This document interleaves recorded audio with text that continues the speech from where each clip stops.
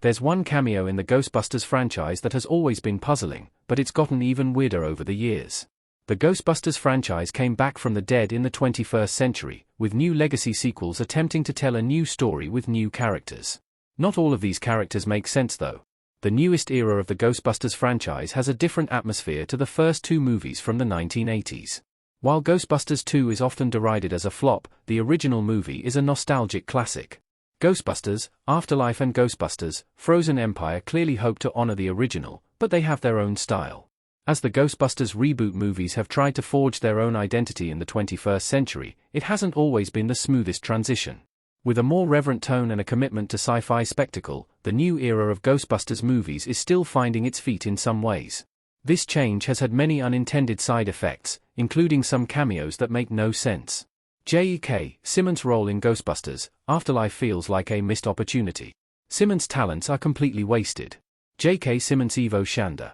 The cast of Ghostbusters Afterlife features actors of all ages, as the franchise set up its future by introducing the next generation of Ghostbusters. Perhaps the most surprising part of the legacy sequel was the fact that the original Ghostbusters only appeared for a brief moment, but this wasn't even the movie's weirdest cameo. J.K. Simmons plays Evo Shanda, the deceased leader of a cult devoted to worshipping Gozer. Ghostbusters fans might remember this name from the original movie, since Shanda is the architect who designed the Manhattan building which serves as an antenna to concentrate spiritual energy and bring Gozer to the human realm.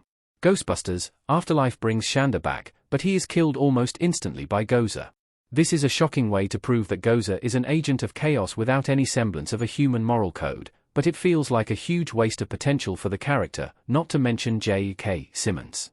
Evo Shanda could have returned in Ghostbusters Frozen Empire.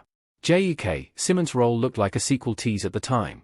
Casting such a talented and well-known actor to play Evo Shanda signals to the audience that he has an important part to play. The fact that he was then killed off so quickly felt like a huge anticlimax. Of course, big actors have cameos in movies all the time, but they're usually part of a joke or a reference, or there's some good reason for casting them. Shanda would have been an interesting villain for Ghostbusters Afterlife. Since this wasn't the case, it seemed as though Simmons' appearance might have been a tease to set up Frozen Empire, with Shanda serving as the main antagonist of this new era as a ghost. The Ghostbusters franchise went in another direction, making Simmons' role as Shanda look pointless.